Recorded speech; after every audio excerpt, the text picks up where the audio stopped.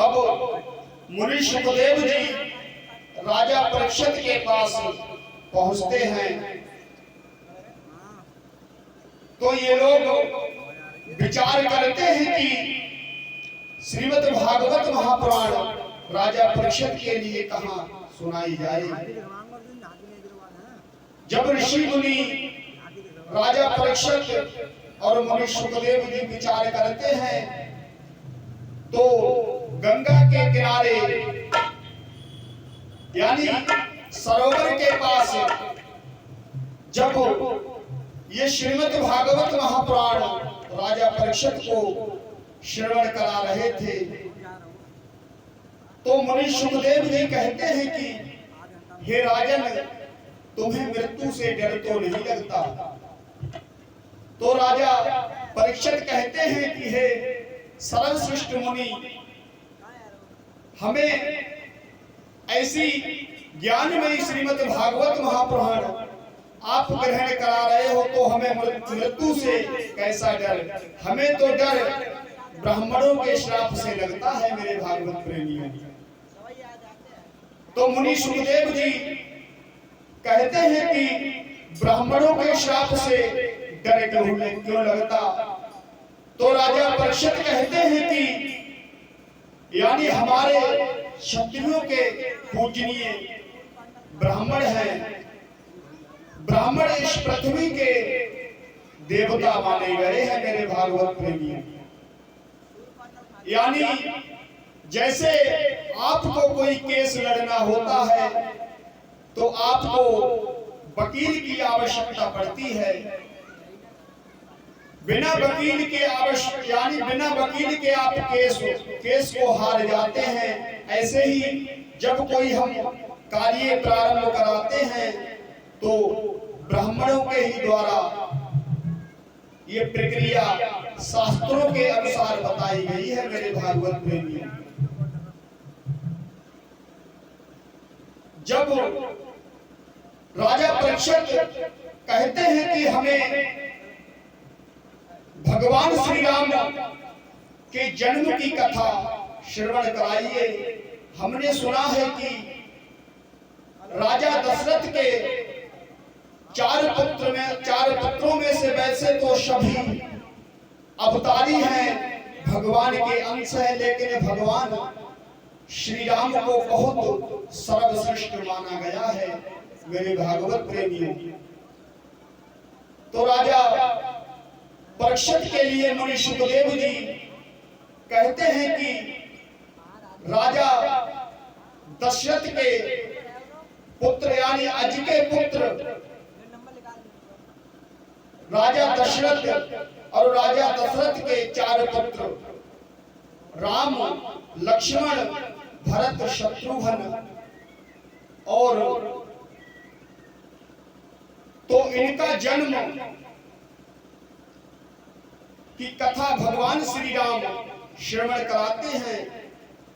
यानी मुनि सुखदेव जब राजा दशरथ का मतलब होता है जिसने 10 इंद्रियों पर विजय प्राप्त कर ली हो, उसके लिए दशरथ बोला जाता है मेरे भागवत प्रेमियों।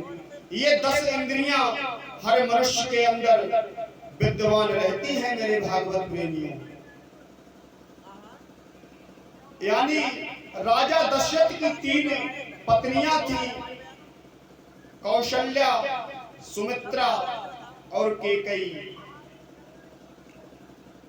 तो इन्हें कोई श्राप लगा हुआ था कि तुम्हारे कोई पुत्र नहीं होगा, तो ये बड़े परेशान होते हैं। राजा दशरथ इनके कुलगुरु मुनि वशिष्ठ यानी राजा दशरथ 39वें नंबर पे आते हैं। इनसे पहले इनके 38 वंशज रह चुके हैं। भगवान श्री राम 40वें नंबर पे आते हैं मेरे भागवत प्रेमियों। यानी कि इतने इनके वंशजों के राजा वशिष्ठ मुनि वशिष्ठ इनके कुलगुरु थे। अब मान लो कि गुरु वशिष्ठ की कितनी उम्र होगी, हजारों वर्षों तक मुनि वशिष्ठ इस पृथ्वी पर जीवित रहे मेरे भागवत प्रेमी। यानी सतयुग में भी, द्वापर, त्रेता, द्वापर और कलयुग, कलयुग में तो वैसे देवता चिरंजीवी बताए गए हैं मेरे भागवत प्रेमियों, जिसका प्रमाण आज भी ग्रंथों में मिलता है। जैसे कि असुरथामा को भी ये वरदान है कि आप चिरंजीवी रहोगे। 7 देवों के लिए चिरंजीवी इस कलयुग में बताया गया है। और हनुमान जी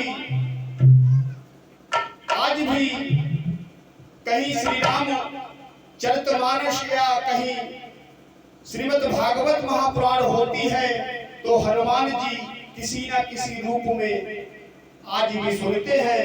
तो हनुमान चालीसा में एक चौपाई है कि राम तुम्हारे तुम रखवारे उतन आज्ञा बिनु पैसारे।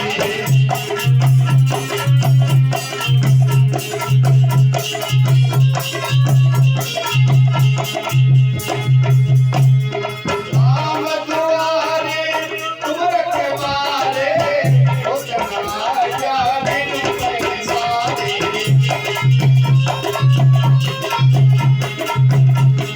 सब सुख लाए तुम्हारी शरणा, बोल सकताहूँ बोल करना।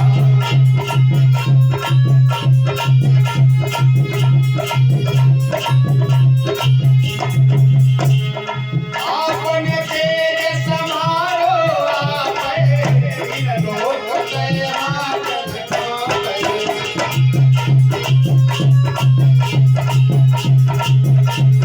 भूत पिशाच निकट नहीं आवे, ओ महावीर जब नाम सुनावे।